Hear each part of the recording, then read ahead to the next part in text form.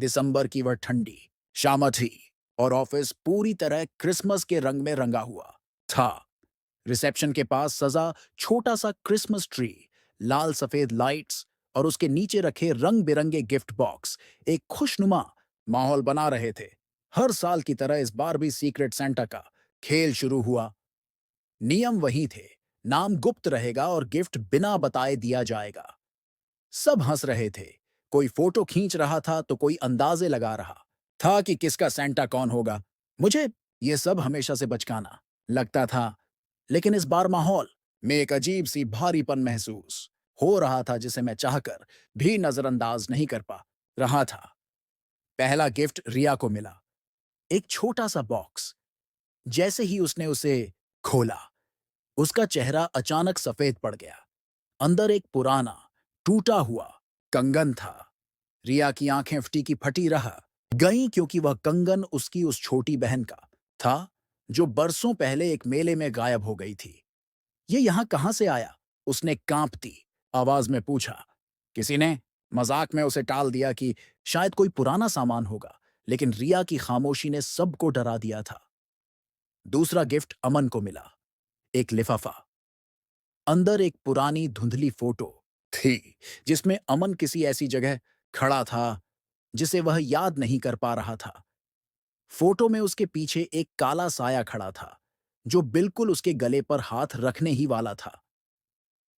अमन की आवाज कांप गई क्योंकि उसने ऐसी कोई फोटो कभी खिंचवाई ही नहीं थी।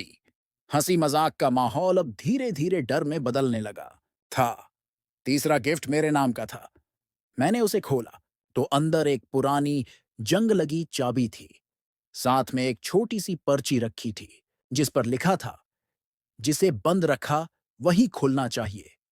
मेरा दिल जोर से धड़कने लगा क्योंकि 5 साल पहले मैंने एक मजाक के चलते अपने एक दोस्त को बेसमेंट के एक स्टोर रूम में बंद कर दिया था और उसकी चाबी वहीं ताले में छोड़ देकर भाग आया था। बाद में वह दोस्त कभी नहीं मिला। मैंने इधर उधर देखा, सबके चेहरे सामान्य थे, लेकिन सबकी आंखों में एक ऐसी शून्यता थी जैसे वे सब किसी गहरी नींद में हों। अगले दिन ऑफिस में एक डरावना सन्नाटा था। रिया और अमन दोनों काम पर नहीं आए थे। उनके डेस्क पर छोटे छोटे गिफ्ट रखे थे जिनमें से अजीब सी दुर्गंध आ रही थी।